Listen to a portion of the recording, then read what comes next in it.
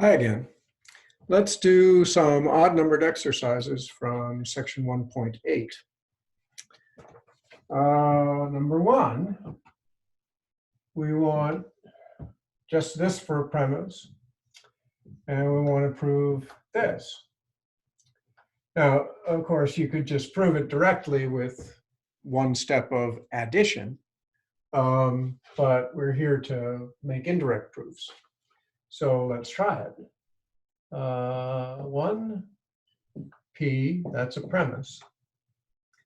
2, you indent and deny the conclusion. So not P or Q. And that's the assumption for indirect proof. Number 3, there's nothing to do except use De Morgan's on this, not P and not Q. And that'll be 2dm. Now you can see what's going to happen. We've got a P there, we've got a not P there.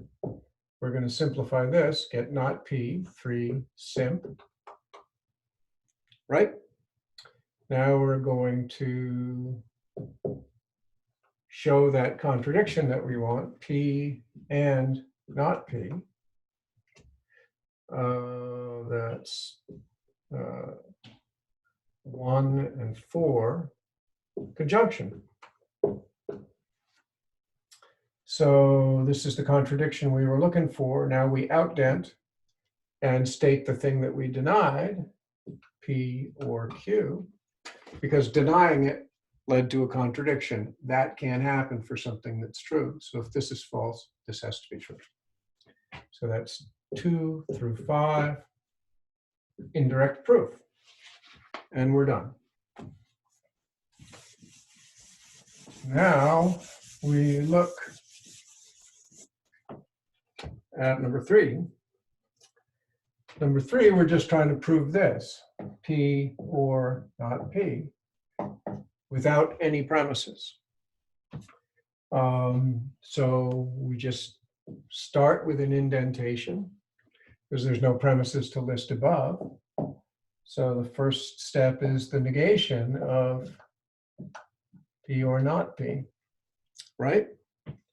The next step, the only thing that we do with negated conjunctions or negated disjunctions is De Morgan's. So not P and not P.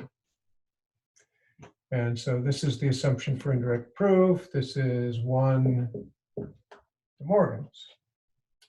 Now we can simplify twice. Actually, we don't need to simplify, do we? We have the contradiction right there. So we can go directly to outdenting and say, since we've got this contradiction, this assumption has to be false. So P or not P. And that's just 1 to 2 indirect proof.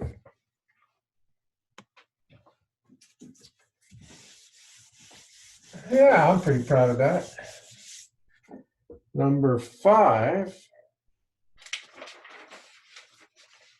is also short. It's a weird little argument. You want from this contradiction, P and not P, to prove this contradiction, Q and not Q. Let's do it. Premise, P and not P. It's just a premise. Now you indent, you deny the conclusion here, not Q and not Q, like that. That's the assumption for indirect proof. Now what? Now we want to derive a contradiction, but we already have it. If we want to, we can simplify and make it explicit by conjoining it again, and we'll just have the same thing. Well, let's just do that. 3, 4, 5. And that'll be 1 simp, 1 simp. And this will be 3 and 4 conjunction, now we've got a contradiction which we didn't really need to derive this way. And whatever this was, we can go back to it, Q and not Q. And that would be 2 to 5 indirect proof. Or if we wanted to, we could just acknowledge the contradiction up here and go like this, Q and not Q, 2 indirect proof, because we have a contradiction already waiting for us. So either way would be fine.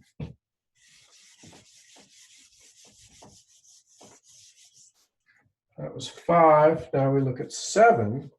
This is going to be one of those things where we need to indent twice.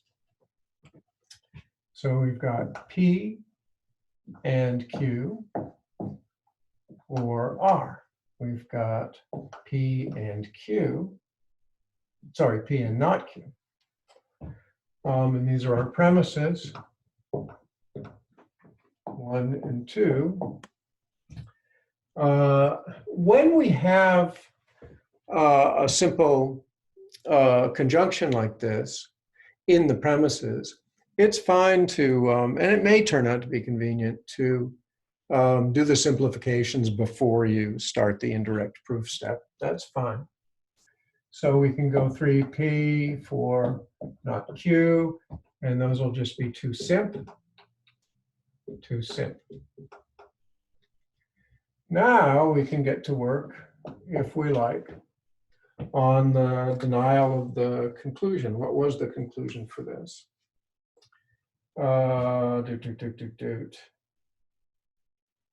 It was R and P, so we want to deny this, not R and P, like that, and that'll be our assumption for indirect proof. You can make an indirect proof step, an assumption for indirect proof step at any time. It doesn't have to be right after the premises, but it can if you want to do things in the mechanical way. So where are we? So this leads to not R or not P by our friend De Morgan. Step 5 to step 6, we have De Morgan. Now what? Now nothing. We've done everything that we can. We use this up by turning it into this.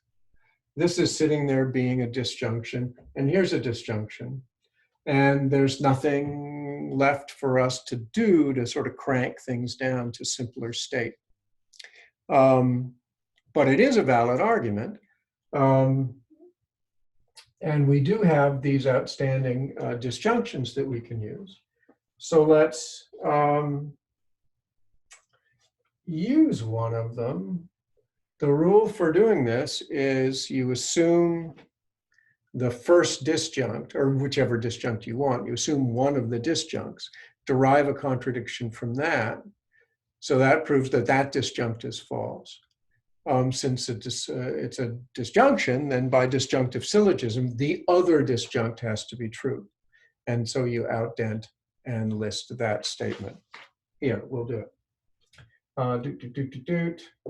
We indent again, assume, go to the top, why not? P and Q. That's one of the disjuncts here. So here's another assumption for indirect proof. And that's going to be useful. We've got P, we've got we've got Q, both from 7 simp. 7 simp. And good, now we've got a contradiction between not Q and Q. So we can say Q and not Q. And that will be 9 and 4 conjunction. We found this contradiction when we assumed this. That means this isn't right. So we outdent and deny the thing that we assume. And that will be 7 through 10 indirect proof. Now we've got this thing here denied. That means that this thing here is true. So that gives us R from 1 and 11 disjunctive syllogism. Now what? We wanted that R for some reason. Oh, no. Oh, we have not R or not P up here. And so that gives us P also by disjunctive syllogism. So that's 6 and 12 disjunctive syllogism. So is that helpful? Not R or not P. I'm sorry, not R. That gives us not P. I'll write that a little bit more clearly. We have not R or not P here. We got R. Disjunctive syllogism says you knock out one of the disjuncts, you get the other disjunct. So I just wrote that wrong. It's not P. There, but not P contradicts this P up here. So step, maybe you can see it, step 14 would be P and not P. And that's 3 and 13 conjunction. Now, this is all behind this one line. Now you outdent at the end of that line there. And because you've derived a contradiction from this assumption here. So this assumption here is false. And R and P is the conclusion that we wanted. Looks a little sloppy on a blackboard. Looks very nice in the textbook itself.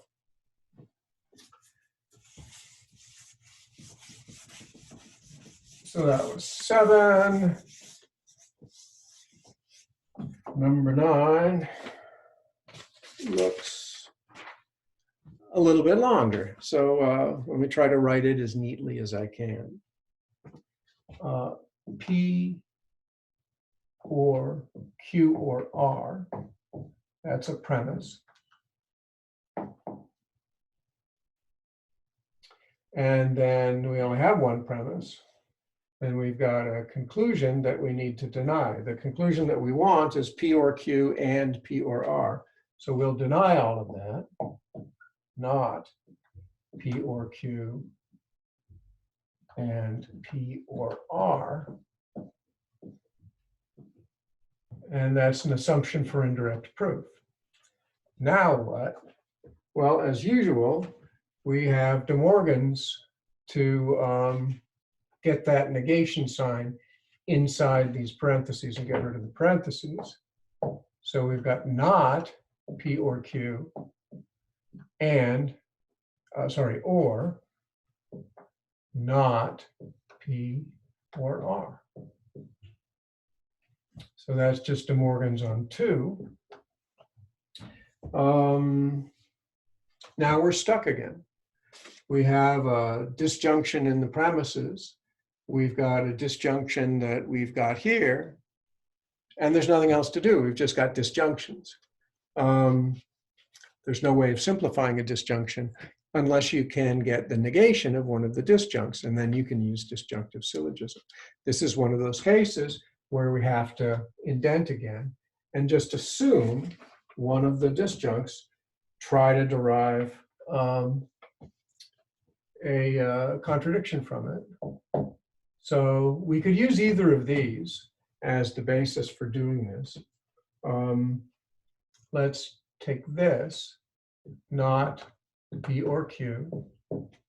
That's going to be an assumption for indirect proof. We're going to derive a contradiction from that, and that'll prove that this is wrong, this is false, in which case this one is going to have to be true. And so we can go back out of this second indirect proof. So we've got that. We use De Morgan's again, not P and not Q. That's 4DM. Now what? Well, we've got not P in particular, and that's 5 simp. We can take this knock P and knock out this P here, and then we've got Q or R by disjunctive syllogism. And that's 1, 6 ds. Why is that any good? Let's see what's going on. Q. Where is it? Sorry. This was an and, Q and R. So we've got Q and R here. In particular, we have Q, and that's 7 simp. And what good is Q? Well, there's a not Q up here that we didn't simplify at the time, but we can simplify anytime we want, simp. We got Q, we got not Q, we can conjoin them, Q and not Q, and that is the contradiction we were looking for. So that is 8, 9, conjunction. Now we've derived a contradiction from this assumption here, which means that this assumption is false. So not P or Q is false, P or Q is true. And that's 4 through 10 indirect proof. P or Q is true. Why is that going to make us happy? Because we've got this disjunction. This is the thing we were trying to break down in the first place by going into another indirect proof. Got this disjunction here. We've got its negation there. So we can derive this second part here. So step 12, not P or R, like that. So that's 3, sorry, that's just 11. And 3 and 11, disjunctive syllogism. So what good is this? Well, you always like to see a negated disjunction because then you can just take the negations of the two conjuncts and have a nice conjunction that you can simplify. So that's 12 De Morgans. And then what do you want? You've got De Morgans. You can simplify the P and the R, the not P and the not R, that is.